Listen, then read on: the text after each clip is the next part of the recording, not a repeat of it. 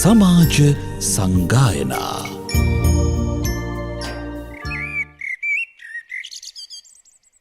නමෝ තස්ස භගවතු අරහතෝ සම්මා සම්බුද්දස්ස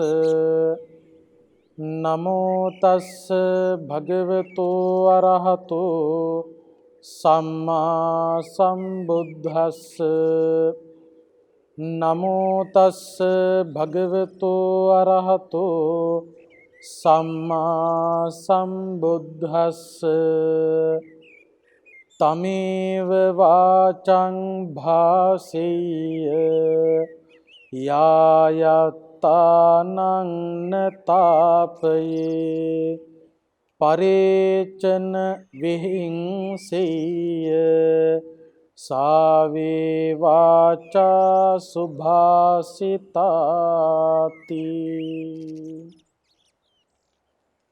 ශ්‍රද්ධාවන්ත කාරුණික පින්වතුනි,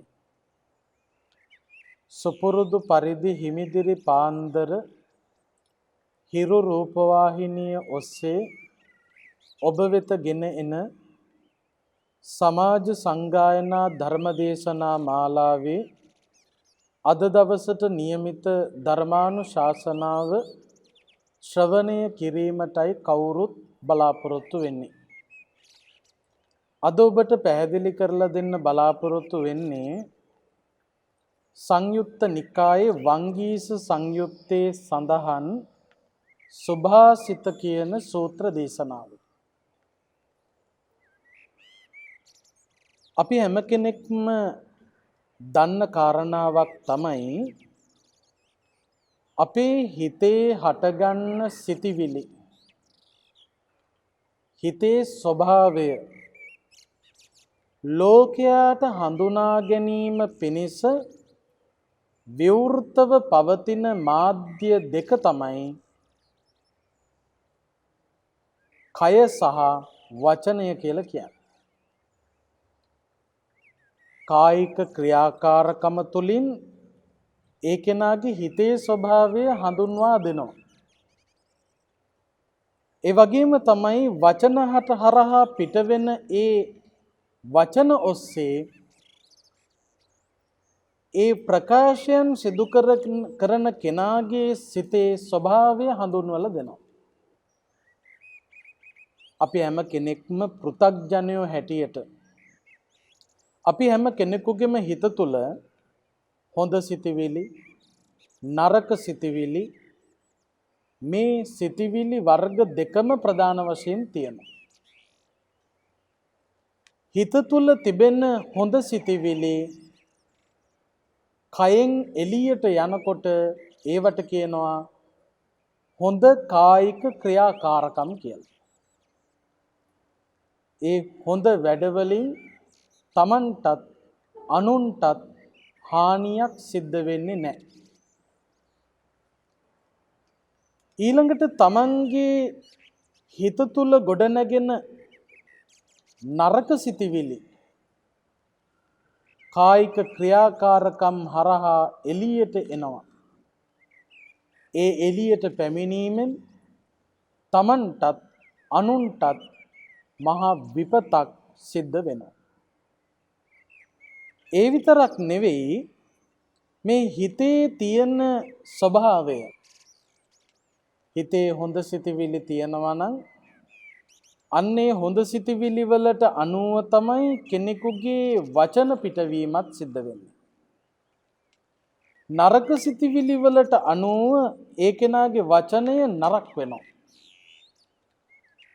එතකොට මේ කය සහ වචනය කියලා කියන්නේ අපි හැමෝම නිතර අවධානය යොමු කළ යුතු, ශක්තිමත්ව සංවරයෙහි පවත්වා ගත යුතුම දොරටු දෙකක්. ඔය කය සහ වචනය කියන දොරටු දෙක සංවර කර ගැනීමටම තමයි සීලය කියලා කියන්නේ.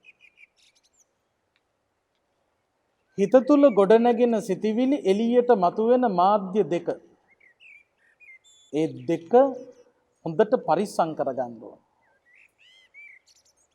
කය සහ වචනය පිළිබඳව තමන් වගකීමකින් කටයුතු කරන්න ඕන. ඒ නිසා බුදුරජාණන් වහන්සේ අපට දේශනා කළේ සිහිය පිහිටුවාගෙන ඉන්න. තමන්ගේ හිත තුළ නරක සිතිවිලි ජනිත වෙනවා නම් සිහියෙන් ඉන්නට ඕනේ මේ ගොඩනැගිලා තියෙන නරක සිතිවිල්ලක්. මේ නරක සිතිවිල්ල මම පෝෂණය කරමින් ගියොත් මට අනුන්ට මහා කරදරයක් හිංසාවක් සිද්ධ වෙනවා. එහෙම හිතලා ඒ නරක සිතිවිලි යටපත් කළොත් සිත තුලදිම ඒ නරක සිතිවිල්ල වනසන්න කටයුතු කළොත් තමයි අපට සුවය සලසා ගන්නට පුළුවන්කම ලැබෙන්නේ. වචනය පිළිබඳව කල්පනා කරනකොටත් මේ මිනිස්සුන්ගේ වචන අති ප්‍රබලයි පින්වත්නි. අපි මේ හිතන්නේ නැති වුණාට මේ කටින් පිට වෙන වචන වලින් කරන්න පුළුවන් දේවල් මහ විශාලයි. ළමයෙකුගේ ජීවිත ගමන සාර්ථක කරවන්න පුළුවන්. ළමයෙකුගේ ජීවිතය විනාශ කරන්නත් පුළුවන්. තරුණයෙකුගේ ජීවිතය හදන්නත් පුළුවන්. තරුණයෙකුගේ ජීවිතය වනසන්නත් පුළුවන්. වචනවලට. එතකොට කෙනෙකුගේ ජීවිතයක් අර්ථ සම්පන්න කරන්න, සාර්ථකත්වයට පත් කරන්න, කෙනෙක් ශක්තිමත් කරන්න, ඒ සඳහා යොමු කරන්න පුළුවන් වගේම කෙනෙක්ව බිමටම ඇද දමන්නත් හේතු වෙන්නේ මේ වචන. ඒ නිසා හැම වෙලාවකම බුදුහාමුදුරුවෝ අපිට දේශනා කළා තමන් පිට කරන වචන වලින් තමන්ට හානියක් වෙනවනම් අනුන්ටත් හානියක් වෙනවනම් ඒ දෙපක්ෂයටම හානි සිදු වෙන වචන කතා කරන්න එපා. ඒවට කියනවා දුබ්භාසිත වචන කියලා. දුබ්භාසිත. තමන්ටත් අනුන්ටත් යහපත පිණිස පවතින වචන වලට කියනවා සුභාසිත වචන. එතකොට සුභාසිත වචන, දුබ්භාසිත වචන මේ පිළිබඳව හොඳට තමන් තේරුම් අරගෙන කටයුතු කළ යුතුයි. තමන් තමන්ගේ හිත සංවර කරගන්නවා වගේම ගතයි වචනයත් සංවර කරන්න ඕන. ඒ මාර්ගය තේරුම් අරගන්න ඕන. බුදුරජාණන් වහන්සේගේ දේශනාවට අනුව මේ ලෝකයේ පුද්ගලයෝ ප්‍රධාන වශයෙන් කොටස් 4කට බෙදන්න පුළුවන්. 1. සත්පුරුෂයෝ. 2. පරම සත්පුරුෂයෝ. 3. අසත්පුරුෂයෝ. 4. පරම අසත්පුරුෂයෝ. මේ ලෝකයේ සත්පුරුෂයෝ ඉන්නවා. කාටද සත්පුරුෂයා කියන්නේ? තමන් තමන්ගේ සිත සංවර කරගෙන, වචනය සංවර කරගෙන, කය සංවර කරගෙන, දාන සීල භාවනාදී ත්‍රිවිධ පුණ්‍ය ක්‍රියාවන්ට අනුගතව කටයුතු කරන, වැරදි දේ වැරදි ලෙස දැකපු, හරි දේ හරි ලෙස දකින අන්න එවැනි පුද්ගලයාව බුදුහාමුදුරුවෝ සත්පුරුෂයෙක් කියලා ඇඳින්නවා. පරම සත්පුරුෂයා කියලා කිව්වේ කාටද? තමන් තමන්ගේ සිත රැක ගන්නවා එක්කම අන් අයගේ හිතුත් රකින්න උදව් කරනවා.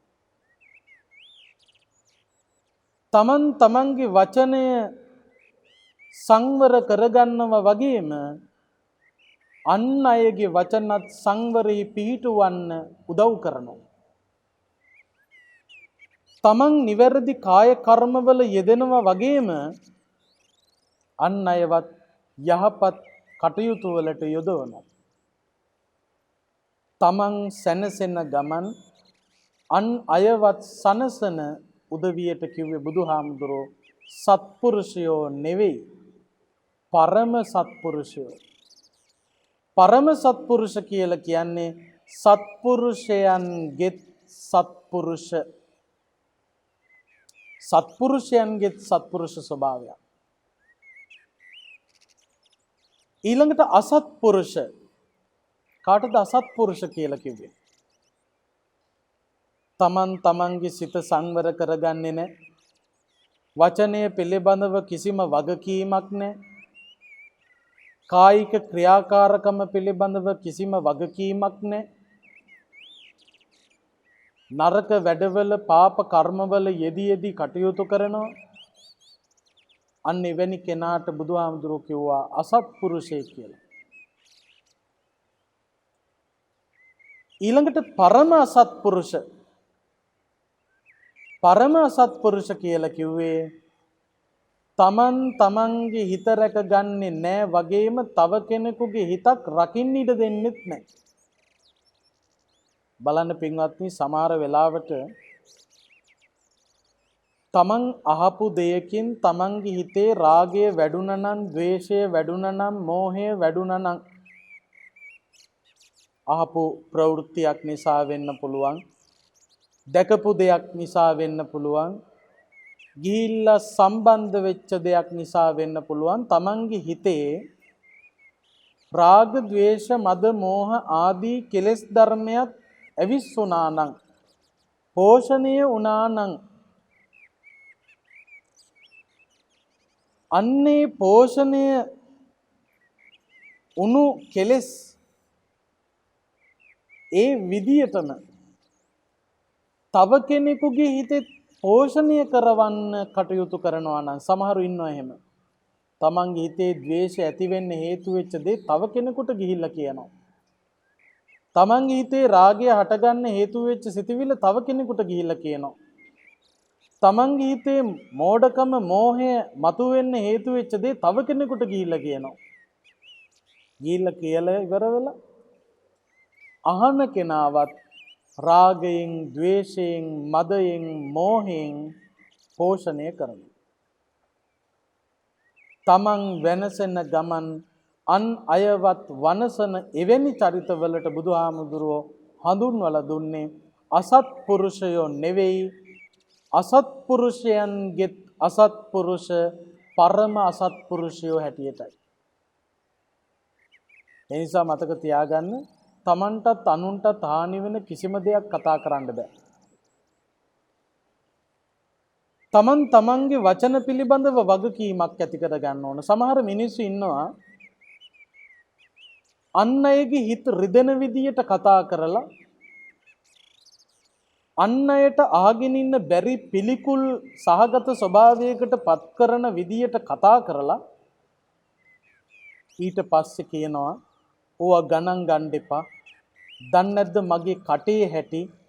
මගේ කට ඇවිස්සුනොත් එහෙම තමයි. බලන්න පින්වත්නි, මොන තරම් නිന്ദා සහගතද කියලා. ඒ වැරදි වචනය පිට කරපු කෙනා හොඳටම දන්නවා මගේ කට හොඳ නෑ කියලා. Taman දන්නවා නම් තමන්ගේ කට හොඳ නෑ කියලා ඒ කට පරිස්සම් කරගන්න. තමන්ගේ වචන නිසා අන් උදවිය අපහසුතාවයකටපත් වෙනවා නම්, අන් අයට දැඩි පීඩනයක් ඇති වෙනවා නම්, අන් අයගේ හිත රිදෙන දෙයක් නම් ඔබ කියන්නේ, ඔබ තේරුම් ගත යුතුයි මගේ කට හොඳ නැහැ, මගේ වචන හොඳ නැහැ. හොඳ නැහැ කියලා තේරුම් අරගෙන කළ යුතු දේ මොනවද? එවැනි නරක වචන පිට කරන්නේ නැතුව, වචනයක් පිට කරන්න ඉස්සෙල්ලා දෙතුන් සැරයක් හිතලා තමන්ටත් අනුන්ටත් යහපත පිණිස පවතින දෙයක් කියන්නේ. අන්න එහෙම වචන භාවිතා කරන්න ඕන.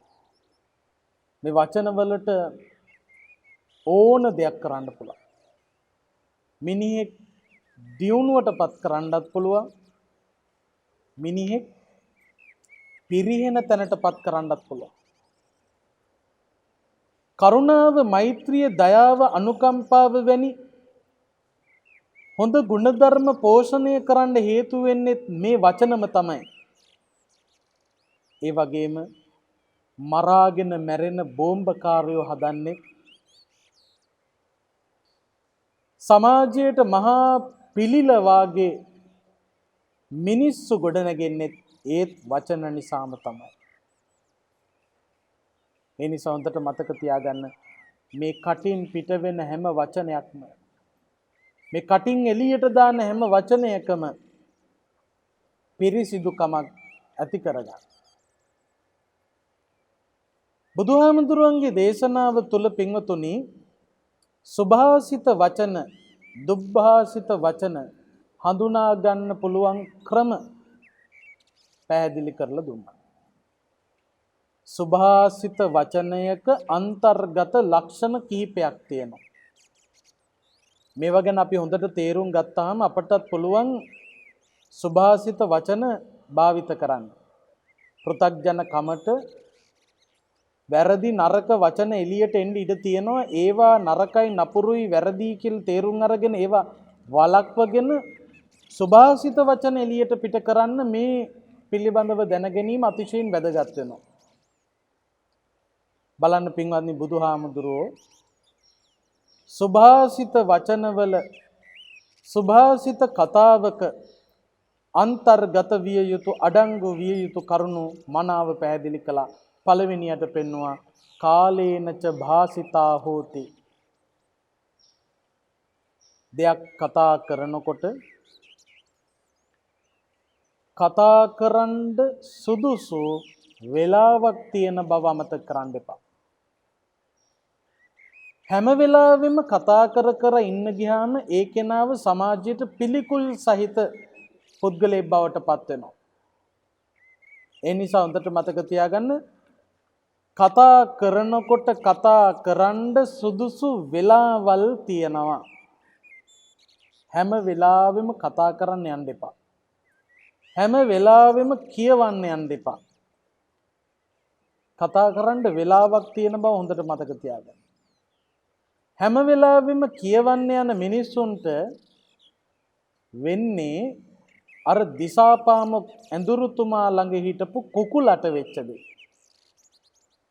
මේ කාරණා ඔබ අහලා තියෙනවා. දිසාපාමොක් ඇඳුරුතුමා ළඟ ශිෂ්‍යයෝ 500ක් නැවතිලා අධ්‍යාපනය ලැබුවා. ඉස්සර ගුරු ගෙදරනේ. ගුරුවරයා ශිෂ්‍යයා හොයාගෙන ගියේ නැහැ. ශිෂ්‍යයා ගුරුවරයා හොයාගෙන ගියා. ගුරුවරයාගේ ගෙදර නැවතිලා ගෙදර වැඩත් කරගනිමින් තමයි ඉගෙන ගත්තේ. එතකොට දිසාපාමොක් ඇඳුරුතුමාගේ ගුරු ගෙදර ශිෂ්‍යෝ 500 දෙනෙක් ඉගෙන ගත්තා. අද වගේ නෙවෙයි එදා තාක්ෂණය දියුණු නැහැ. මේ ශිෂ්‍යෝ උදේ පාන්දර අවදි වෙන්නේ කුකුලෙකුගේ හඬෙලීම අහලා. දවසක් පින්වත්නි මේ සුපුරුදු ලෙස කලට වෙලාවට හඬලන මේ කුකුල මැරුණා. මේ කුකුල මැරුණට පස්සේ මේ ශිෂ්‍යයන්ට උදේට නැගිට ගන්න ක්‍රමයක් නැති නිසා අලුතෙන් කුකුලෙක් ඇඳුරුතුමාගේ ගෘහයට ගේන්න මේ ශිෂ්‍යෝ 500 දෙනා කුකුලෙක් හොයන්න ගියා. එක කුකුලෙක් නම් හම්බුණා. කුකුල අරගෙන ඇඳුරුගේට ආවා. ඇවිල්ලා මේ ශිෂ්‍යෝ 500 දෙනාම සතුටු සිතින් දැන් නම් අපට කිසිම ගැටලුවක් නැහැ.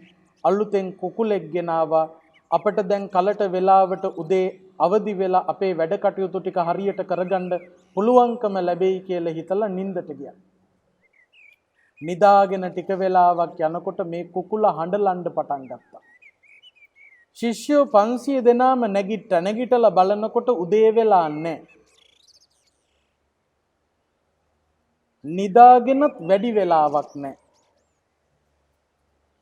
මේ වෙලාවේ මේ කුකුල පිළිබඳව මේ ශිෂ්‍යෝ 500 දෙනාටම තරහ ඇති වුණා. ඊට පස්සේ තව සමහර දවස්වලදී මේ කුකුල දවල් වෙලා හඬලනවා. ශිෂ්‍යෝ නැගිටලා බලනකොට උදේ නෙවෙයි දවල් වෙලා කරන්න තියෙන වැඩ කටයුතු ඔක්කොම අඩාලයි. කලට වෙලාවට හඬලන්නේ නැති කුකුලෙක්ගෙන් අපිට ඇති වැඩක් නැහැ. අපට සිදුවෙන්නෙම පාඩු කියලා කල්පනා කරලා මේ ශිෂ්‍යයෝ 500 දෙනා මොකද කළේ? මේ කුකුලට ගහලා කුකුලව විනාශ කරලා දැම්මා. බලන්න පින්වත්නි, මේ කුකුලට විනාශ වෙන්න හේතුනේ කුමන හේතුවක්ද? හඬලන්න ඕන වෙලාව දැනගත්තේ නැහැ. අන්න ඒ වගේ තමයි අපි කතා කරනකොට කතා කරන්න සුදුසු වෙලාවක්ද නොසුදුසු වෙලාවක්ද, මේ වෙලාව කොහොම වෙලාවක්ද, කොයි වගේ තැනක්ද කියන එක පිළිබඳව හිතන්නේ නැත්නම් ඒ කෙනා විනාශ වෙලා යනවා. ඒ නිසා හොඳට මතක තියාගන්න, කතා කරන්න පුළුවන් වුණාට හැම වෙලාවක්ම කතා කරන්න සුදුසු වෙලාවල් නෙවෙයි. ඒ නිසා පින්වත්නි, කාලේනච භාසිතා හෝති.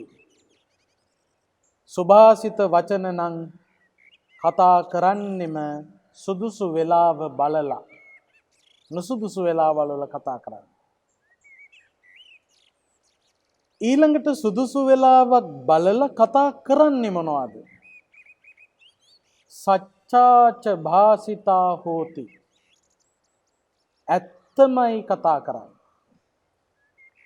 බොරු කියන්න බෑ. කතා කරනකොට කතා කරන්න ඕන සත්‍ය. සච්චාච භාසිතා හෝති. බොරු දේවල් නම් ඒවා තමන්ටත් අනුන්ටත් අහිත පිණිස පවතින දේවල්. හිතන්නේ නැතුව ප්‍රකාශ කරන සමහර බොරු නිසා ජීවිත පවා අහිමි වෙච්ච ප්‍රවෘත්ති අපට අහන්න ලැබෙනවා. සමහරකට බොරුවට කියලා තියෙනවා. ඒ බොරුවට කියපු දේ සමහරු ඇත්ත කියලා පිළි අරගෙන මැරුණු තැන්, සියදිවි නසාගත්තු තැන්, මානසික රෝගීන් බවට පත් වුණු තැන්, දැඩි තැතිගැන්මවල් වලට බියවීම් වලට පත් වුණු තැන්, රෝගී තත්ත්වවලට පත් වෙච්ච තැන් ඕන තරම් තියෙනවා. ඒ නිසා කිසිම වෙලාවක බොරු කියන්න පුරුදු වෙන්න එපා. සච්චාච භාසිතා හොති. ඇත්ත කතා කරන්න ඕනේ. ඊළඟට පින්වතුනි, සන්හාච භාසිතා හෝති. සන්හාච භාසිතා හෝති කියලා කියන්නේ කතා කරනකොට ඒ වචන මෘදු මොලොක් වචන වෙන්න ඕනේ. කෙනෙකුගේ හිතක් සැනසෙන, කෙනෙකුට අහගෙන ඉන්න ප්‍රියවන මෘදු මොලොක් වචන. සමහර මිනිසුන්ගේ වචන හරි කටෝරයි, හරි අප්‍රසන්නයි, පිළිකුල් සහගතයි, අහගෙන ඉන්න අප්‍රසන්නයි. ඒ වගේ මිනිස්සුන්ව සත්පුරුෂ ජනයා ප්‍රතික්ෂේප කරනවා. සන්හාච භාසිතා හොති. වරදක් වුණත් පෙන්නලා දෙනකොට ඒවයේ මෘදු මොලොක් ගතියක් තියෙන්න ඕන. මෘදු මොලොක් වචන. සන්හාච. ඊළඟට අත්ථ සංහිතාච. තමන් කතා කරනකොට ඒ කතා කරන දේවල් තුල අර්ථ සහිත වෙන්න ඕන. සමහර අය කතා කරනවා පැය ගණන්. හැබැයි පින්වත්නි, කොච්චර කතා කළත් ඒ කතාව ඇතුලේ තිබෙන්නේ හිස් ස්වභාවයක්. තමන්ට ගන්න දෙයක්වත් නැහැ, අනුන්ට ගන්න දෙයක්වත් නැහැ. තමන්ට හිතසුව පිණිස පවතින්නෙත් නැහැ, අන් අයට හිතසුව පිණිස පවතින්නෙත් නැහැ. ඒ බඳු අසංවර වචන, හිස් වචන කතා කරන මිනිස්සු අපේ සමාජයේ ඉන්නවා. අත්ථ සංහිතාච. කතා කරනකොට අර්ථ සහිත දේවල් කතා කරන්න ඕන. ඊළඟට මෙත්ත චිත්තේනච භාසිතා හොති. කතා කරනකොට මෛත්‍රී සහගත සිතින්ම කතා කරන්න ඕන. හැම වෙලාවකම කෙනෙක් එක කතා කරනකොට මෛත්‍රිය මූලික කරගෙන, යමක් කියලා දෙනකොට සමහරකට කෙනෙකුගේ අඩුපාඩුවක් වුණත් කියලා දෙනකොට මෛත්‍රිය මූලික කරගෙන මේ වරද මේ කෙනා කරගෙන ගියොත් මේ කෙනා දරුණු ලෙස අගාධයකට පත් වෙනවා වැටෙනවා කියලා තේරුම් ගන්න ඒ කෙනාට මෛත්‍රී සාගතව කියලා දෙන්න. මේ පාරේ ගියොත් ඔබ වෙනසනවා. ඊර්ෂ්‍යාව නෙවෙයි තරහව නෙවෙයි මෛත්‍රිය මූලික කරගෙන. ඔන්න ඔය විදියට පින්වත්නි ඔබ කතා කරන වචනවල සුදුසු කාලය හඳුනගෙන කතා කරනවා නම් ඇත්ත කතා කරනවා නම් මෘදුමලක් වචන වලින් කතා කරනවා නම් අර්ථ සහිත යමක් කතා කරනවා නම් ඒ වගේම මෛත්‍රී සහගතව කතා කරනවා නම් අන්න ඒ කෙනාට තමන්වත් අනුන්වත් දෙපක්ෂයම සුවපත් භාවයට පත් කරවන්න පුළුවන්කම ලැබෙනවා. ඒ නිසා මේ හිරු රූපවාහිනිය ඔස්සේ හිමිදිරි පාන්දර විකාශනය කරන සමාජ සංගායන ධර්ම දේශනාව ඔස්සේ අද මේ පැහැදිලි කරන්නේ අද මේ උදෑසන ඔබ අදිෂ්ඨානයක් ඇති කරගන්න මම මගේ වචනය සංවර කරගෙන මම මගේ වචනය සුභාසිත වචන බවට පරිවර්තනය කරගෙන මම මගේ වචන වලින් මමත් සැනසෙන ගමන් අන් අයවත් සනසන කෙනෙක් බවට පත් වෙනවා කියන අදිෂ්ඨානය ඇති කරගන්න.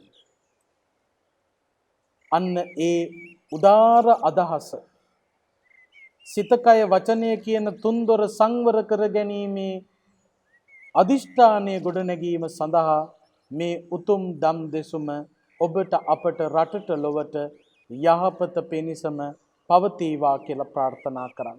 මේ උතුම් ධර්ම දේශනාවෙන් අත්පත් කරගත් සකල කුසලානිසංසයන්ගේ බල මහිමයෙන් ඔබ නමින් මිය පරලෝ සැපත් වෙලා පින් අපේක්ෂාවෙන් ඉන්න යම්තාක් දෙමාපිය ඥාති හිත මිත්‍ර ගුරුවර සහෝදර ආදී පිරිස් වෙත්නම් ඒ හැමෝටමත් ඒ වගේම රට ජාතිය සම්බුදු සසුන වෙනුවෙන් අභීතව කටයුතු කරලා අපවත් වී වදාළ මහ සංඝරුවනට ජාතික වීරයන්ට යුද බිමේ මියගිය වීරෝදාර රණවිරුවන්ට සුනාමි වගේ ස්වභාවික විපත් නිසා පාස්කෝ ඉරිදා ප්‍රහාරය වගේ ප්‍රහාර නිසා වසංගත තත්ත්වය නිසා මියගිය සියලු දෙනාටම සසර දුකින් එතරව උතුම් නිවනින් සැනසීම පිණිසම වේවා.